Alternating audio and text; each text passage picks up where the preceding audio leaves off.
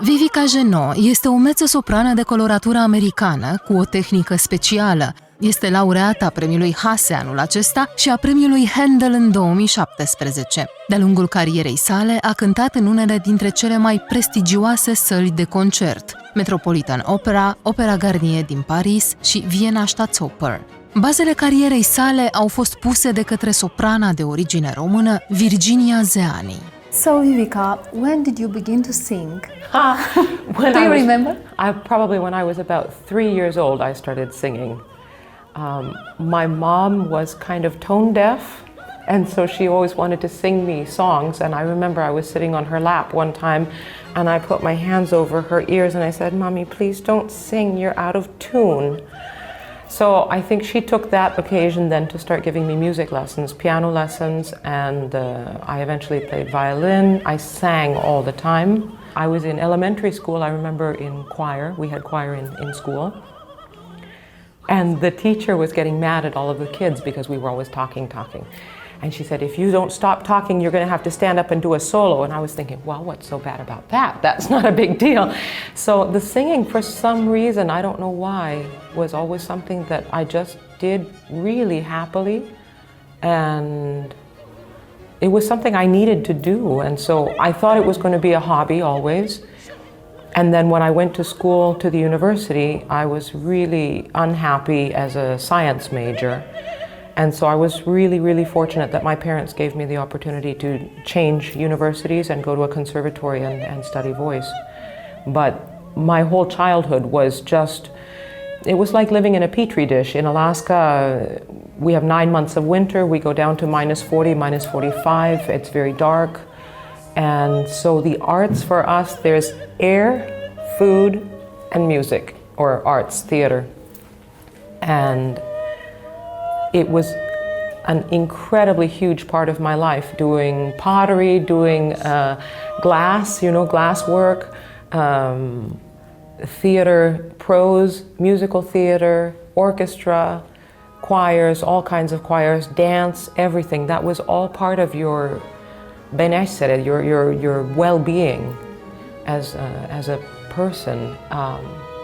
So that became my career is, I can't believe the luck that I've had. Mm-hmm. When did you meet Virginia Zeani? I met Miss Zeani when I was 18. I was in school in University of Rochester, New York, as a science major, as I said, and I'd been given permission by my teachers, by my parents, to change universities. And so I had been recommended Miss Zeani and also Niccolo Rossi-Lemeni, her husband, in Indiana University in Bloomington. And so that must have been 88, must have been 1988. And I went to do an audition and was very lucky she accepted me into her studio. And so I went there in January of 89. And she told me, I think she didn't know exactly what to do with me. I was so scared always. I was so timid being with violin always. There are things that you can, with a violin you can say, curve the fingers, cut your fingernails. Yes. The elbow has to be. With singing, it's all inside, and so it's so intuitive. And I think I had a natural voice, but I grew up with musical theater, which is real kind of from underneath. And she had this beautiful spin on the voice, kind of like Montserrat Caballé had also. And that was her beginning position. And for me, it was not my beginning position. I was underneath coming up, and she was above coming down. And so it was really fascinating for me to wonder, look at her, and how do you do that? and so that was the beginning of my trying to figure out the lyric position of singing. She's such a beautiful woman even now. I mean, that also for me was stunning. I grew up always feeling like kind of an ugly duckling. And in Alaska, being feminine, you have to be useful. And I think she was the first person that I saw who was extremely useful in that she's an intelligent woman, very strong, but strong with her femininity. I was used to being strong with the masculine energy. And she knows exactly how to use a smile, her eyes, the way that she presents herself. And it's, for a woman, I think, much easier to use the feminine tools than it is to try and be more masculine. It's also been interesting for me through this career. I sang a lot of male roles also in the Baroque music with Miss Zeani. Interesting to look at the differences in male and female energies, what the reactions can be, how your action using different energy can inspire different reactions back to you. So she was really the beginning of all of that. And just the idea of being so beautiful and so much, so charismatic, having this energy with her eyes, those beautiful eyes that she has. It was really a door opening into a world that I had never seen before. In your solo career, when did you start it? When I was 24, I made my debut. It was in Gli Italiani in Algeri, Rossini, in the United States, in Florentine Opera in Milwaukee, Wisconsin, in a beautiful theater, the Pabst Theater. It's about 800 seats, I think.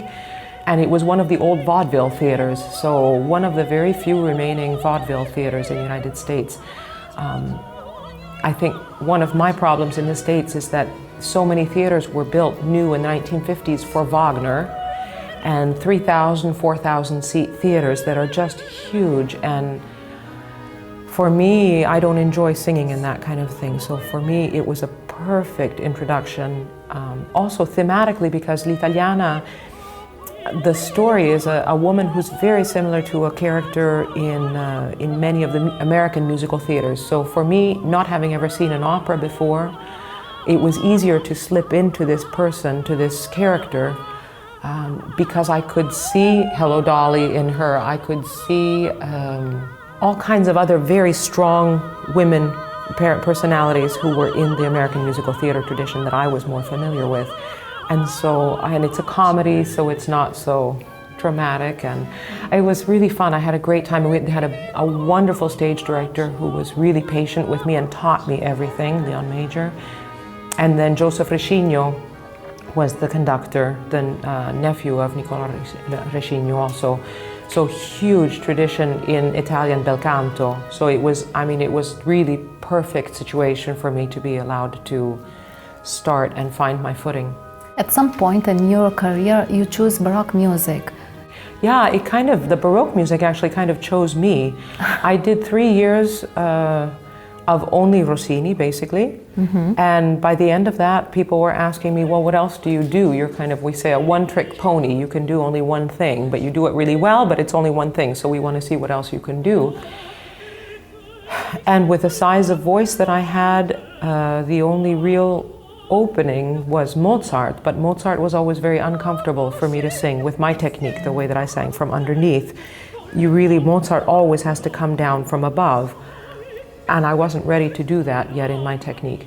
So I had a meeting with an artistic advisor, and he said, you need to sing Hasse. And I said, what's Hasse? And it turned out that Hasse became, again, another opening door for me. He was one of the most famous composers of the 1700s, along with Handel, and then kind of the predecessor to Haydn, also between the Baroque and the classical period, and really has been, with Handel, the composer that has accompanied me now through 26 years of career.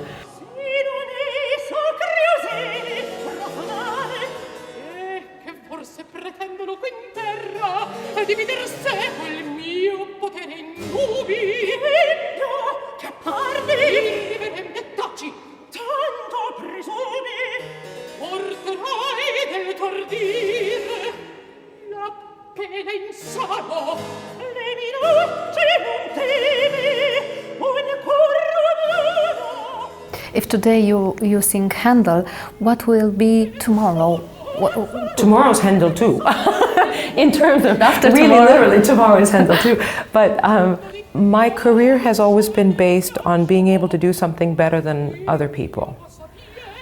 If I sing Mozart, I have to work about 80% harder than somebody else, and the result is not better than what that person can probably do with 3 days of work over my 80 days of work. I so enjoy the music that I'm singing now. I love this world. I love the world of the Baroque musicians also, because Baroque for me is a much more challenging structure, because every aria that you get, you have to do, it's an A-B-A structure, but it's an A prime, so it's the same underlining harmonic progression and melody, but you ornament it. You put pins on, and you put earrings on, and you put makeup on it for the second time that you sing it. You sing it in a more explored you fashion. And so it's a challenge, and you need to work, I think, a lot more in order to realize that it's not, and then we're singing, I think I have something like 50 roles already in my repertoire.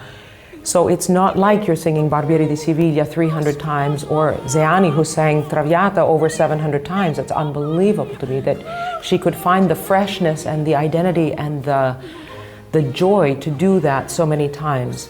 In Baroque music, there's more rehearsal, there's more... The players in the orchestra are also soloists. So when you're singing, you're conscious of what the oboe is doing, and you're imitating the oboe, and the oboe is imitating you.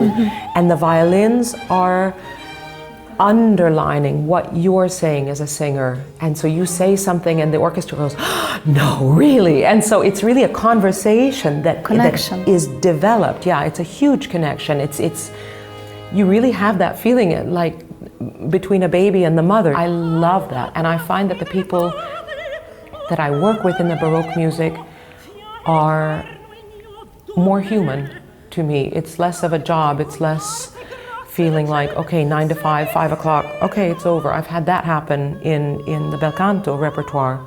In the middle of a recording, people from the orchestra at 5 o'clock stand up and say, okay, it's done, 5 o'clock, and you're in the middle of a line. That, I've never seen anything happen like that with Baroque. There's just the desire to realize, to create a world with you.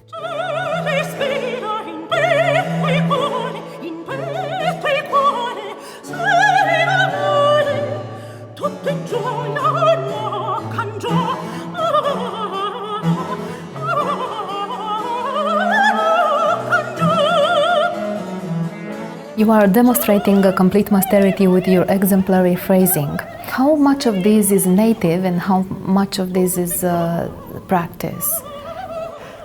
I think that there has to be something inside, anyway, a necessity to communicate.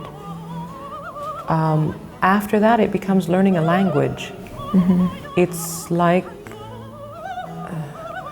you always remember the first time that you knew how you told a joke in Italian. You know, it's not my first language, it's my second or third. And to learn how to express yourself really in the moment in a different language. And that's the same thing with the Baroque music, with Vivaldi, with all of the, and even in the bel canto. I mean, Rossini is completely different from Bellini, Donizetti. So lots of study. I have to ask you here, what does it mean, coloratura mezzo-soprano? It's a classification. So generally, all women's voices have the same extension, the same range. So you'll go maybe 2.5 octaves. The delineation between soprano, mezzo, contralto is what part of that range do you feel the most comfortable spending the majority of your time. So sopranos feel more comfortable staying in the higher range, mezzos feel more comfortable in the medium range, and contraltos feel most comfortable staying in the lower range. That means that the primary amount of time you spend in that, but then you still go up and explore, or down and explore the same notes as the other singers. It's just where you spend the most time. The coloratura part indicates that you have a facility with the faster moving kind of notes, precision. Lyric implicates a wider voice, more like a wider ribbon kind of that snakes and follows. So it's a descriptive about, I suppose, okay, so the mezzo, contralto, soprano indicates the color of the voice, maybe, and the coloratura indicates the facility, the technique facility, what you're best at doing, what kind of movement the voice is more indicated for. And I think that is decided by fast and slow twitch muscles. Do you feel you touched the maximum of your potential? No, I don't feel like I've ever touched the maximum of my potential. I've been studying a lot the past 10 years. When you get to 40, muscles change a lot. So there are things that you cannot do as easily as you could. You could, again, that aggressive energy, you can get a lot done with aggressive energy in your 20s and your 30s. The muscles don't do that anymore when you get to about 38, 40. And so there, most singers have a point of, okay, now I either learn really how to do what I want to do in a safe way that's not going to work your capital too much. You can work on, you have to revisit your technique. And so I've been trying to do that over the past 10 years. Really happy because it changes my perspective in concert also because, again, I'm choosing now what I want to do in the moment. And so if it works, it's great because I know what I chose and I can choose it again. If it didn't work, it's great because I know, okay, I did it that way, we won't do it that way again because it wasn't the result that I was looking for. So it's more, I'm proposing something more voluntarily rather than just kind of going out on stage and seeing what happens afterwards. It's just kind of, I don't know what happened, it worked, it didn't work, I don't know if it's going to work next time. So the trick in life, I think, is always to accept the bad with the good. So you can have had negative experiences, learned things that maybe were not the best for you, and you can feel bitter about that, or you can say, yes, but that brought me then to this other experience that was very helpful and was very positive. So, and that's not exclusive to singing or anything. That's every single profession, every life involves that. So, no, I always say, I hope to really learn how to use the Ferrari that I know that I have to really learn. Every day you learn to drive better. And so that's the important thing for me, is that I hope by the time that I retire, I really know what I'm doing.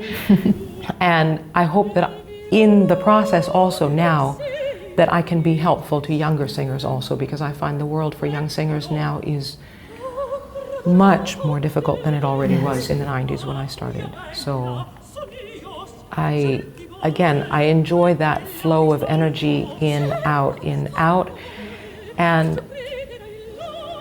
I was always taught in a really German sort of way, I would classify it, that you do as you're told, and it was always really comfortable for me to do that. However, it's really limiting because you do it for someone else, to see someone else's reaction, that they're happy that you're doing it the way that they told you to do it. Now the way I do it is that I do it the way I want to. And in a way, I'm completely indifferent to whether you like what I'm doing or not. I have to be happy with what I'm doing. And so it's a completely different world, and that's what I try to teach also, is that there's no wrong way of doing something. Yes. You have choices, and they're all, especially in the Baroque where you're looking for colors and tension and no tension, they're all useful. So it's just a matter of knowing what you did, what the result was, what the feeling was, and what our perception was, which are two different things also. And then that you, as the artist, have the choice. How come you were born in Alaska and you live in Venice? I was born in Alaska because my father, I have a really tortuous family history. Anyway, my father was offered a job as a professor of biochemistry at the University of Alaska Fairbanks in 1948. And he and my mother moved up there, and I was born many years later. But my father was always somebody who, he didn't like rules and restrictions. He didn't like society saying you can do this, you cannot do that. So Alaska was perfect for him. He found his perfect place, because Alaska, you can be exactly whoever you want to be, and again, your freedom stops where the freedom of other people begins, which is something my husband says. I love that. So it was the perfect place for him, and that was where I grew up, just because that's where my parents were. And looking back now, I'm so happy, because we had artists coming from Europe who would go to Asia and they would fly over the pole, and then the flights would have to refuel in Alaska. And almost always the artists would be convinced to do a concert in Anchorage and a concert in Fairbanks, where I lived. So I heard the best of the entire world did concerts in Alaska when I was growing up. And yet, at the same time, participation in the arts, as I said before, was so important. We all lived like really far away from each other, because we couldn't stand being with other people, and yet there was always this contrast of you needed other people in order to survive mentally. Yes. And so the arts were that food, that energy of being together with people, making things happen, constructing things together, worlds. Why Venice? Why do you choose in Venice, to live in Venice? Venice was because I was in 1992, I had graduated from Indiana University with a bachelor's degree, and I knew I didn't want to stay in university. I wanted to get out. I wanted to do I knew I wasn't ready to start professionally, but I needed new experiences. I needed a new place. And I did an audition for a program called EPCASO, Ezio Pinza Council for American Singers of Opera, which was taught by Ezio Pinza's daughter, Claudia Pinza, in Oderzo, Italy, which is in the Veneto, Treviso part of Italy. And I went there for the first time in 1992 and studied with her, and I enjoyed working with her very much, and that led to her inviting me back to Pittsburgh, where she taught during the year, and I studied with her for over 20 years while I was working, and that led to then the beginning in 1994, like I say, I made my debut. So Italy became kind of, I went there every summer to study with her in this program, and I met the man who became then my husband, and so yeah, that's my time. It became home. Yeah.